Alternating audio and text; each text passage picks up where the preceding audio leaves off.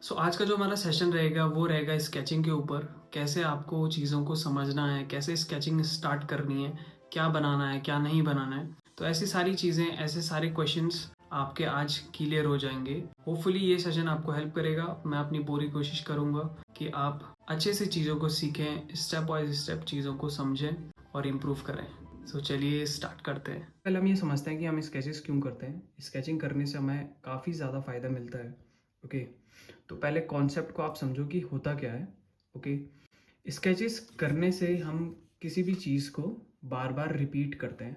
Alright, हम किसी भी चीज़ को बार बार रिपीट करते हैं, जिस वजह से हमारी जो इम्प्रूवमेंट है वो काफ़ी फास्ट हो सकती है। ओके, मीन्स देखो, स्केचेस कितने मिनट के होते हैं? 1 minute, 2 minute, 10 minute, 15 minute, right. जब हम बार बार इतने कम टाइम में रिपीटेशन करते रहते हैं तो उससे हमारी इम्प्रूवमेंट फास्ट होती है। ओके, तो इसलिए इम्पॉर्टेंट है कि आप स्केचिंग करो, उससे आपकी रिपीटेशन बढ़ेगी, उससे आप किसी भी चीज़ को जल्दी सीख पाओगे। अब स्केचिंग को करने में कुछ फ़ायदे हैं। पहला फ़ायदा है कि आपकी जो लाइन क्वालिटी है वो इंक्रीज़ हो सकती है। ठीक है, लाइन क्वालिटी। अब यहाँ पे ये लैंग्वेज को आप इग्नोर कर सकते हो। ठीक है, नोट्स बनाते रहना साथ साथ में, आपको काफ़ी कुछ सीखने को आज मिलेगा। अभी मैं आपको डेमोज भी दूंगा जिससे आपको अच्छे से क्लियर होगा कि हम स्केचेस कैसे बना सकते हैं। ओके, तो सबसे पहला पॉइंट है कि आपकी जो लाइन क्वालिटी है वो स्केचेस से इम्प्रूव हो सकती है। सेकंड पॉइंट इज़ कि आपकी जो ऑब्जर्वेशन स्किल्स हैं, ठीक है, जो ऑब्जर्वेशन स्किल्स हैं वो इम्प्रूव होगी, जिससे आपकी ओवरऑल डेवलपमेंट हो सकती है। ठीक है, थर्ड पॉइंट इज़ कि आपका जो ड्राइंग स्किल्स है वो आपकी काफ़ी ज़्यादा इम्प्रूव हो सकती है। फॉर एग्ज़ाम्पल, ड्राइंग में लाइन भी होता है ना, ड्राइंग में ऑब्जर्वेशन स्किल्स भी चाहिए।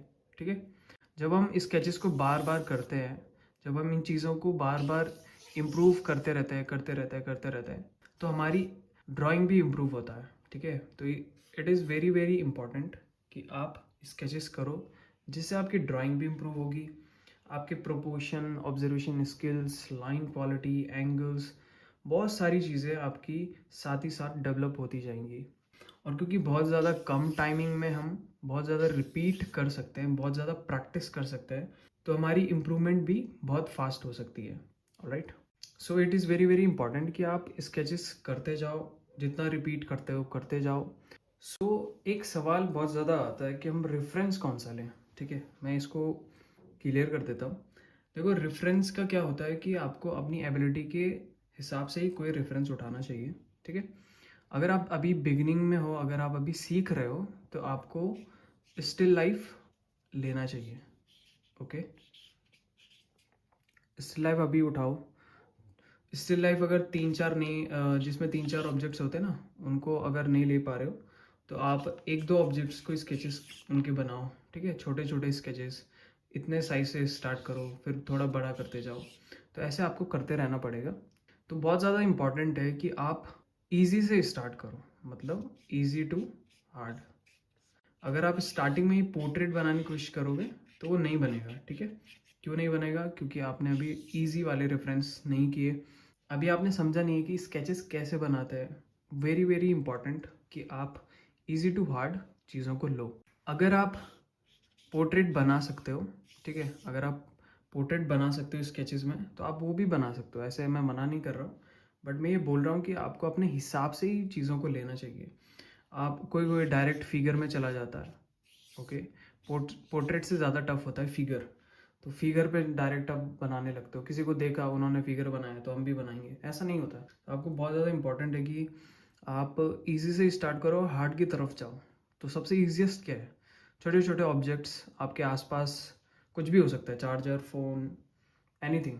और उसके बाद आपको, अगर आपको लगता है कि आप पोर्ट्रेट बना सकते हो तो आप पोर्ट्रेट बना सकते हो। ठीक है, फिर पोर्ट्रेट पे जाओ, फिर पोर्ट्रेट बनाने के बाद फिगर ट्राई करो। तो धीरे धीरे ऐसे आपको इजी टू हार्ड जाना पड़ेगा। ठीक है, सो इसीलिए मैं कह रहा हूँ कि आपको इजी टू हार्ड चीज़ों को लेना है। पहले स्टिल लाइफ, फिर पोर्ट्रेट, फिर फिगर, फिर अगर आप स्टिल लाइफ में एक दो बना सकते हो तो फिर तीन चार ले लो, थोड़ा सा हार्ड कर दो उसको, है ना। तो ऐसे ऐसे कर करके आपको चीज़ों को लेना है। तो आज का जो डेमोज होंगे वो पोर्ट्रेट के ऊपर होंगे। अगर आप पोर्ट्रेट नहीं बना सकते तो आप सेम चीज़ें जो मैं आज बताऊंगा वो आप स्टिल लाइफ में भी अप्लाई कर सकते हो, ठीक है। मैं आपको आगे बताऊंगा डेमो में कि आप कैसे उसको स्टिल लाइफ में अप्लाई करो, सो दैट आपको आज सारा जो स्केचिंग का मामला है सब आपको क्लियर हो जाए। सो होपफुली आपको इन सब चीज़ों से कुछ सीखने को मिल रहा होगा। अगर आपको कुछ सीखने को मिल रहा है सो प्लीज़ आप अपना मुझे फीडबैक ज़रूर दीजिएगा। Okay, so let's start the demo. आप रेफरेंस पिंटरेस्ट से ढूंढ सकते हो, यहाँ पे आपको काफ़ी सारे रेफरेंसेस मिल जाते हैं। नाउ पेंसिल यूज़ मैं कर रहा हूँ HB पेंसिल, ओके। एंड ये पेपर लोकल है, लोकल मार्केट्स में लेके आया था। अभी आप देखोगे इस पोर्ट्रेट में मेन जो इसका स्ट्रक्चर है ना वो कैसा है। एक लाइन ये ऐसा है ना, एक लाइन ये ऐसा, एक लाइन ये ऐसा और एक लाइन ये ऐसा। ये इसका एक मेन ओवरऑल शेप है, राइट। तो आपको शेप में चीज़ों को कन्वर्ट करना भी आना चाहिए। ऐसे नहीं कि आप इसके डिटेल्स देख लो, आप इसकी आईज देख लो, नोज देख लो, या फिर बहुत ज़्यादा घुस जाओ स्किन टेक्सचर पे। तो आपको डिटेल्स को इग्नोर करना है, सबसे पहला स्टेप यही हमारा रहेगा, ठीक है। आईज को थोड़ा सा बंद करना है और फिर उसके बाद आपको इसका स्ट्रक्चर इमेजिन करना है कि इसका स्ट्रक्चर कैसा है, राइट। मुझे जैसा दिख रहा है एक लाइन ये ऐसी जा रही है यहाँ पे, राइट। ये एक लाइन ये ऐसी गई, सेकंड ये ऐसी जा रही है, फिर ये ऐसी जा रही है ना। ऐसे मैं पूरा इसका स्ट्रक्चर देख पा रहा हूँ। आइज़ का जो आईब्रो वाला लाइन है वो ये है, नोज़ का लाइन, लिप का लाइन और ये चिन, ठीक। शोल्डर वाला जो हिस्सा है वो ऐसा जा रहा है, राइट। इस वाला ये ऐसा जा रहा है। और एक चीज़ ये कि आपको इसको एज अ पोर्ट्रेट मत देखो, ऐसा सोचो कि एक शेप है, ठीक है। एक ऐसा, एक ऐसा, एक ऐसा, एक ऐसा, बस आपको इसमें लाइंस देनी है और ये शेप आपको क्रिएट करना है। जब आप इस माइंडसेट से करोगे ना तो आपको ये इजी लगेगा करने में, ठीक है। देखो नाउ पेंसिल आपको शार्प रखनी है, ठीक है। ये बहुत ज़्यादा इंपॉर्टेंट है, इसको ऐसे शार्प रखना। पेपर कोई सा भी यूज़ कर लो, कोई उससे फ़र्क ऐसा पड़ता नहीं है। अब देखो मैं क्या कर रहा हूँ, मैं इसकी ये वाली लाइन बनाऊँगा, फिर ये बनाऊँगा। पहले इसका एक ओवरऑल शेप मैं क्रिएट करूँगा, ठीक है। तो मैंने पहले क्या किया, लाइन बनाया, इसका जो सबसे ऊपर वाला पॉइंट है उसको देख रहा हूँ, है ना। फिर इसका जो ये चिन वाला लाइन है वो मैं देख रहा हूँ कि कितना बड़ा हो सकता है, ठीक है। फिर मैंने ये साइड वाली लाइन बना दी। और आपको एंगल्स का भी ध्यान रखना है, ये कितने एंगल पे है, ये कितने एंगल पे है, ये यहाँ से कितना दूर है। तो ऐसी चीज़ें आपको समझनी पड़ेगी। ऐसे नहीं कि मैंने बोला कि आप 2 मिनट में स्केच बनाओ, आप कुछ भी बना रहे हो, ठीक है। थोड़ी सी इसमें फ्रीडम होती है ना, कि इसमें हम बिल्कुल फेस, आईज और जितनी भी सारी चीज़ें A to Z मैच नहीं करते। फेस कैसा है, उसका ओवरऑल स्ट्रक्चर क्या है, वो यहाँ पे मैटर करता है, ओके। ऐसे नहीं कि आप इसको सेम टू सेम बनाने बैठ गए, वो स्केचिंग में नहीं आएगा, वो फिर ड्राइंग वाले पार्ट में आता है। जब आप लॉन्ग आवर स्टडी करते हो, आराम से बैठते हो 3-4 घंटे एक पोर्ट्रेट को बनाने में, ठीक है। यहाँ पे हम बस इसका जो ओवरऑल शेप है वो क्रिएट करेंगे, ओके। अब मैं दे रहा हूँ इसकी ये हेयर वाली लाइन, राइट। फिर मैंने दिया इसकी आईब्रो वाली लाइन और मैं बस ये इमेजिन कर करके बना रहा हूँ। यहाँ पर आगे इसका लिप, राइट। फिर ये वाली जो लाइन है ये दे दिया, फिर ये वाली लाइन दे दिया। तो ऐसे आपको स्लो स्लो, अगर आप स्टार्टिंग में फास्ट नहीं कर सकते तो आपको स्लो करना पड़ेगा, ठीक है। 3-4-5 मिनट दो एक को करने में और छोटे से स्टार्ट करो, ठीक है। जैसे ये इतना है तो ये मैं इससे थोड़ा सा इसके थोड़ा सा बड़ा बना रहा हूँ इसको, और बड़ा भी बना सकते हो और बड़ा भी बना सकते हो। तो आपको डिसाइड करना है कि आपका किस में सही से आ रहा है, सही से लाइंस कितने में आ रही है। और इन लाइन को फ्लो में लाने के लिए वो फ्री हैंड वाली प्रैक्टिस करनी ज़रूरी है, जिसमें हम सर्कल बनाते हैं, लाइंस को खींचते हैं, बहुत सारे शेप्स को ड्रॉ करते हैं। तो वो आपको बहुत ज़्यादा प्रैक्टिस करनी है, तभी ये फ्लो आ पाएगा, ठीक है। अभी मैं कर रहा हूँ ओवर हैंड ग्रिप यूज़। बहुत लोग पूछते हैं कि ट्राइपॉड में बना लें क्या स्केचेस। ट्राइपॉड में दिक्कत ये आती है कि उसमें हमारा माइंडसेट यही शिफ्ट हो जाता है कि हमें डिटेल को करना है, ठीक है। आप करके देखना। और जब हम ओवरहैंड में पकड़ते हैं तो हम सिर्फ बड़ा बड़ा सोचते हैं कि इसका बड़ा चीज़ क्या है, बड़ा शेप कौन सा है, बड़ी लाइन कौन सी है, ठीक है। तो ये बहुत ज़्यादा इम्पॉर्टेंट है कि आप ओवर हैंड ग्रिप में इसको बनाओ, ठीक है। एक शेप जब मिल जाता है तो फिर उसके ऊपर आप छोटी छोटी लाइंस भी दे सकते हो, ऑलराइट। हमें जल्दी समझ आता है कि अच्छा ये चीज़ ऐसे होगी, ये चीज़ ऐसे होगी, ऑलराइट। तो बस इतना ही आपको करना है और इसको छोड़ देना है, ओके।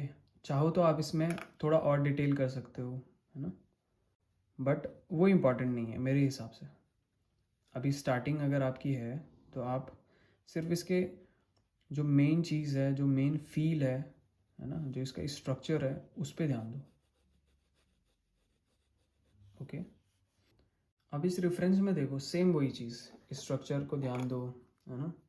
स्ट्रक्चर क्या है, ये लाइन, ये लाइन, ये लाइन, ये लाइन, है ना, आइस को, ये वाली लाइन, सेम वही चीज़, सेम वही कॉन्सेप्ट, सब कुछ सेम है, ओके। कुछ भी नहीं बदला, बस रेफरेंस बदला है और कुछ नहीं, ठीक है। सेम देखो, सेम वही प्रोसेस मैं देख रहा हूँ, आप रिकॉर्डिंग को फिर से देखना और देखना मैं क्या कर रहा हूँ, ओके। आइस की प्लेसमेंट मैं देखने की कोशिश कर रहा हूँ कहाँ तक आएगी, राइट। ये देखो शेडो वाली लाइन है ना, ये देख रहे हो, ये वाली लाइन, ये है शेडो वाली लाइन। तो इसको भी मैंने ऐसे ही रफली बना लिया, शेड करने की ज़रूरत नहीं है इसमें, क्योंकि कभी कभी मेरा मन करता है तो मैं इसके ऊपर कलर पेंसिल चला देता हूँ, ऐसे पेंसिल को ड्रॉ करने के बाद। अब देखो एक एक स्ट्रक्चर का फील आ रहा है ना कि यस फेस बन रहा है, तो वही फील आना चाहिए बस, बाकी आपको कुछ मैच करने की ज़रूरत नहीं है ना। अब यहाँ पे इसके हेयर्स है, ये डिस्टेंस देखो आईब्रो से हेयर का कितना है, उतना ही डिस्टेंस बनाना है ना। अब मैं क्या करूँगा, बस इसका हेयर लाइन पकड़ा, है ना,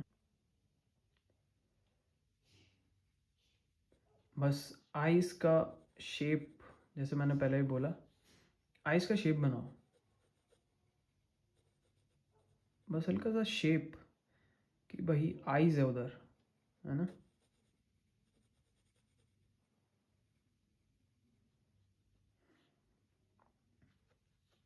राइट, देखो मैं कितना मैंने लाइट चलाया है, बिल्कुल लाइट, बिल्कुल भी डार्क नहीं, ठीक है।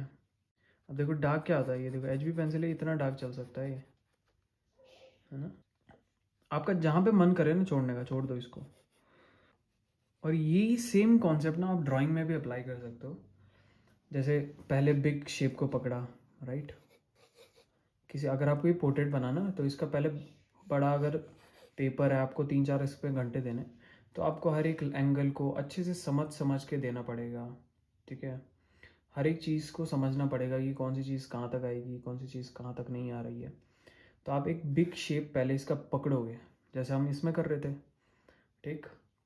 फिर उसके बाद आप छोटे शेप को पकड़ोगे कि इसकी आइज़ की प्लेसमेंट कहाँ है, इसकी नोज़ की प्लेसमेंट कहाँ है, लिप्स कहाँ है, इसकी हेयर कहाँ कहाँ तक आ रहे हैं, शेडो एरिया कितना है, ऑलराइट। फिर आप उसकी प्लेसमेंट पकड़ोगे, फिर उसके बाद और छोटे शेप्स को पकड़ोगे, जैसे इसमें बहुत छोटे छोटे शेप्स हैं, है ना। जैसे ये वाला एरिया देखो कितना छोटा शेप है, ऐसे में तो नहीं दिख रहा है उतना, लेकिन जब आप घुसोगे थोड़ा तो आपको छोटे छोटे शेप्स भी दिखेंगे, है ना। ये इसकी शेडो पे देखो, हेयर की जो शेडो है उसका एक शेप है, अलग शेप है, राइट। तो इसलिए इम्पॉर्टेंट होता है ये सब चीज़ें करके, आप काफ़ी कुछ सीखते हैं, ठीक है। सेम प्रोसेस से आप एक अच्छी पोर्ट्रेट भी बना सकते हो, अच्छा एक स्टिल लाइफ भी बना सकते हो, ठीक है, कोई प्रॉब्लम नहीं है उसमें। सेम चीज़ है, सब कुछ सेम है, बस प्रैक्टिस चाहिए।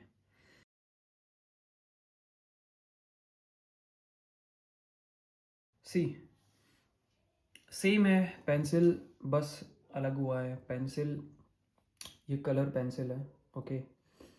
इसमें कुछ अलग नहीं है ना। बस जब हम कभी बोर हो जाते हैं ना तो आप टूल को भी बदल सकते हो, आप चारकोल से कर सकते हो, मार्कर से कर सकते हो, किसी भी चीज़ से कर सकते हो, कोयले से कर सकते हो।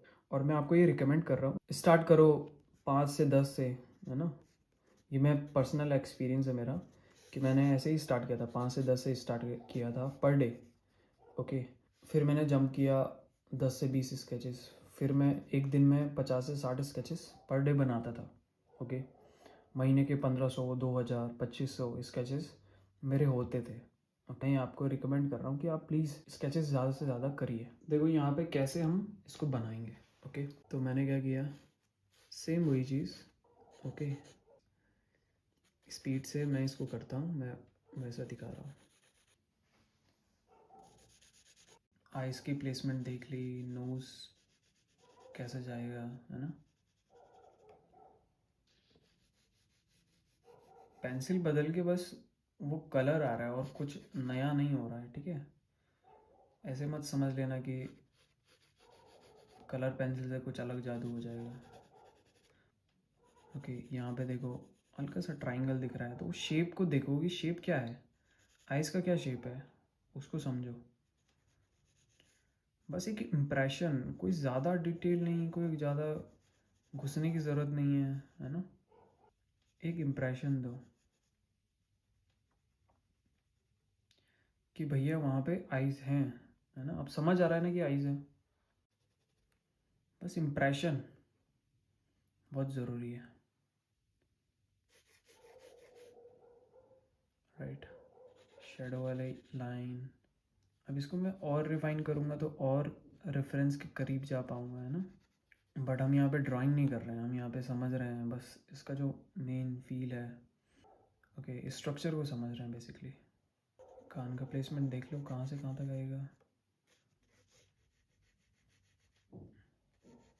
अब मेरा मन हो रहा है मैं इसमें थोड़ा सा इसका जो शेडो वाला पार्ट है उसको अलग कर दूँ, तो मैंने इसको कर दिया अलग। ये वाला जो पार्ट है ना, इसको मैंने अलग कर दिया। अब देखो ये बहुत छोटा साइज़ है, ठीक है, तो मुझे इसको ट्राईपॉड में ही करना पड़ेगा। जो इसकी आइज़ है ना, इसकी फॉर्मेशन मुझे ट्राईपॉड, तो हल्का फुल्का मैंने ट्राईपॉड में पेंसिल को पकड़ा। इसीलिए देखो इम्पॉर्टेंस ट्राईपॉड में जो हमारी फ्री हैंड की ग्रिप है उसकी इम्पोर्टेंस है। कोई बुरा और कोई अच्छा नहीं है, दोनों बराबर हैं और दोनों की अलग अलग फील है, अलग अलग वाइब है। तो ऐसे हमें इन स्केचेस को बनाना है।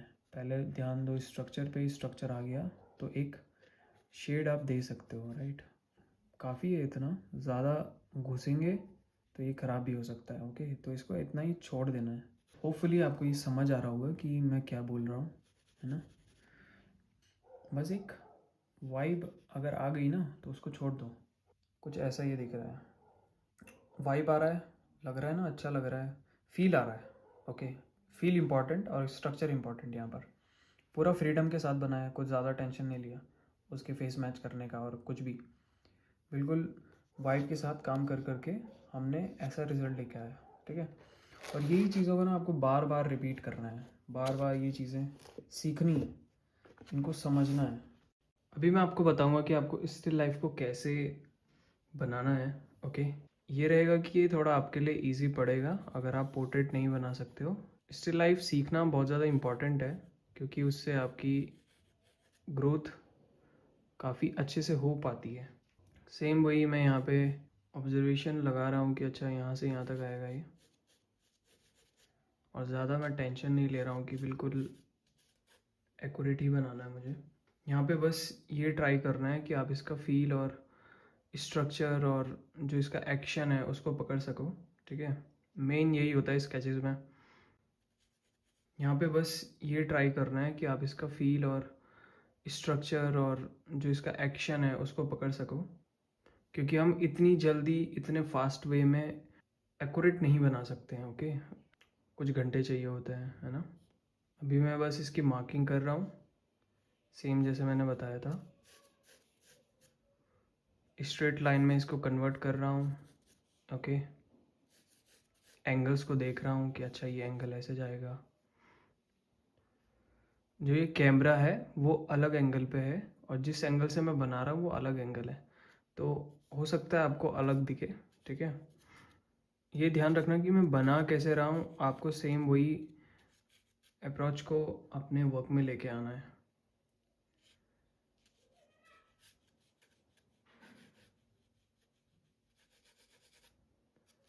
ठीक, एंगल्स को मैं देख रहा हूँ कि अच्छा ये ऐसा एंगल है।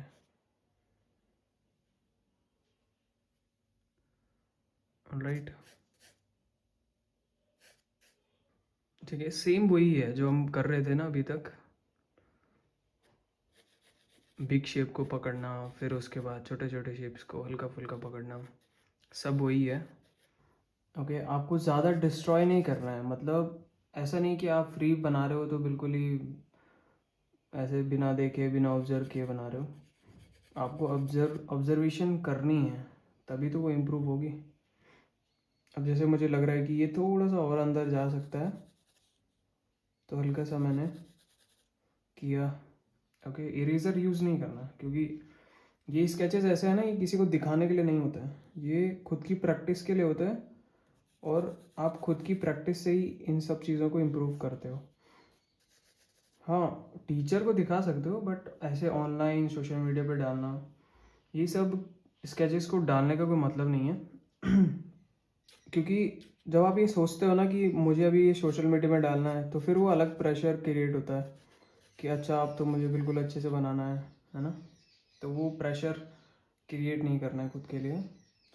एज अ स्टडीज़ को लो, एज अ टीचर इसको समझो, ठीक है। ये चीज़ आपको सिखा रही है कि अच्छा ऐसे ऐसे होता है। अभी मैं फुल ऑब्जर्वेशन कर रहा हूँ कि अच्छा ये ऐसे जा रहा है, ऐसे ऐसे जा रहा है। जहाँ पे भी आपको लगेगा ना कि अच्छा ये यहाँ पर इम्प्रूव हो सकता है, थोड़ा सा यहाँ पे एंगल चेंज हो सकता है, यहाँ पर थोड़ा बहुत कुछ रेक्टिफिकेशन हो सकती है, तो उसको करिए, है ना। क्योंकि इतने शॉर्ट टाइम पे आप एक्यूरेट नहीं बना सकते हो, ठीक है। इतना खुद से एक्सपेक्ट मत करना कि आप इसको बिल्कुल सेम एज इट इज़ बना दोगे। जब आप ये एक्सपेक्ट करना छोड़ दोगे ना, तो प्रेशर खुद से ही चला जाएगा। हम ये सोच के बैठ जाते हैं अरे यार ये तो सेम नहीं बन रहा, ये हो रहा वो हो रहा। इतना सोच के कोई फ़ायदा नहीं है। अगर सीखना है तो प्रेशर को हटाना पड़ेगा, बच्चे की तरह सीखना पड़ेगा, जैसे बच्चे सीखते हैं ना, विदाउट प्रेशर। और हर एक लेवल पे चाहिए, चाहे आप लॉन्ग स्टडी कर रहे हो, चाहे आप कुछ भी कर रहे हो, ठीक है। तो यही सेम अप्रोच आपको लगेगा जब आप कोई भी बनाओ, कुछ भी चीज़ बनाओगे, फिगर बनाओ, पोर्ट्रेट बनाओ, एनीथिंग। आइस को थोड़ा स्क्विंट करोगे तो आपको जो डिटेल्स है वो खुद ही से इग्नोर हो जाएंगी।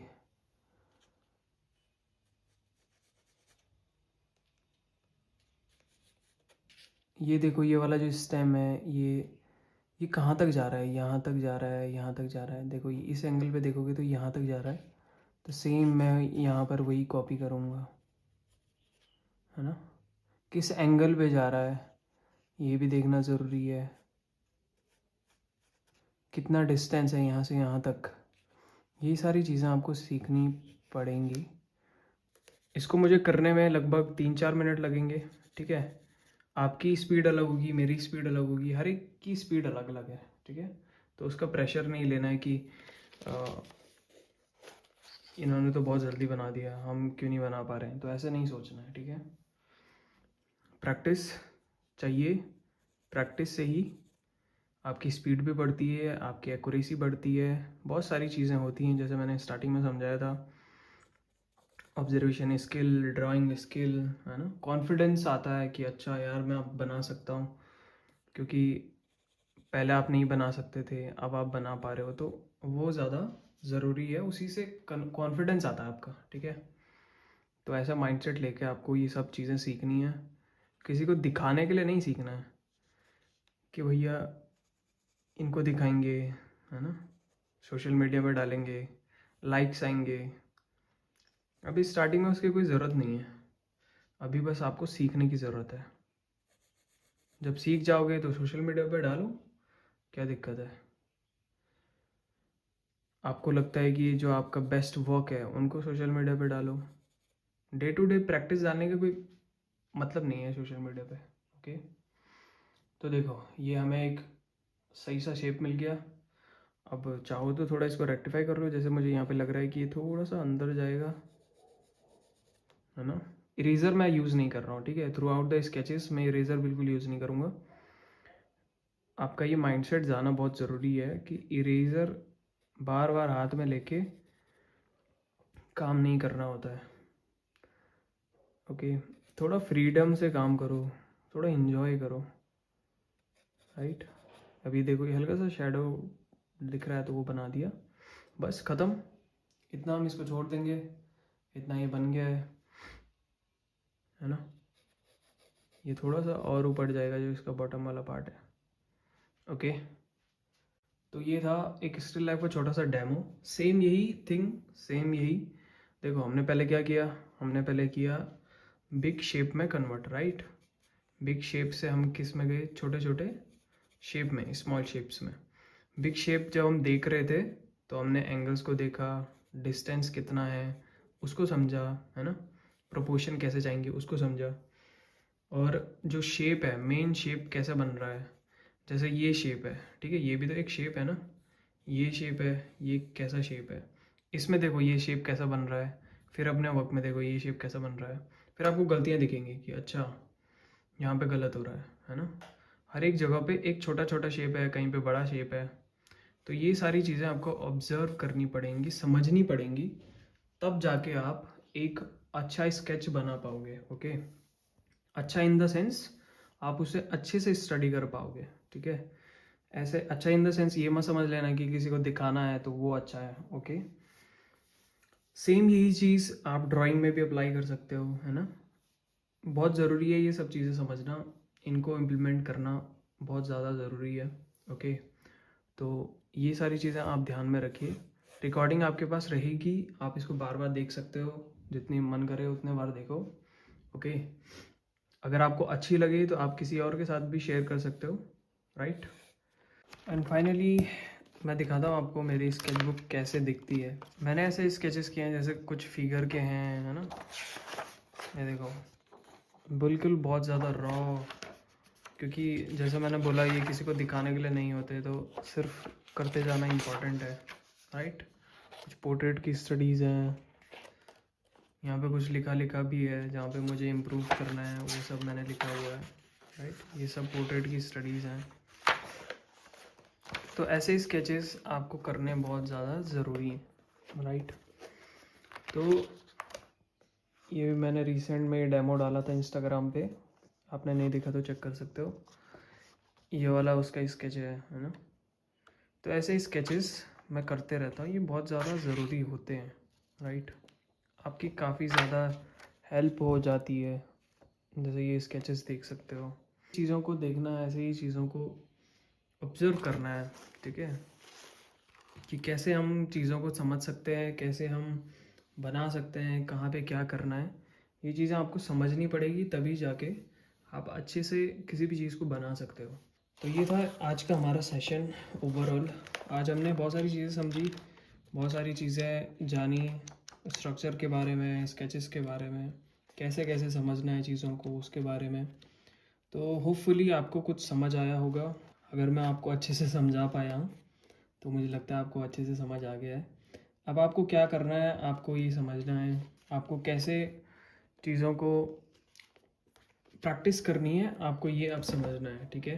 होपफुली आपको पूरे सेशन में कुछ हेल्प मिली है। काम करते रहिए, प्रैक्टिस कंटिन्यू रखिए और अपने पैशन को फॉलो करिए। Bye bye.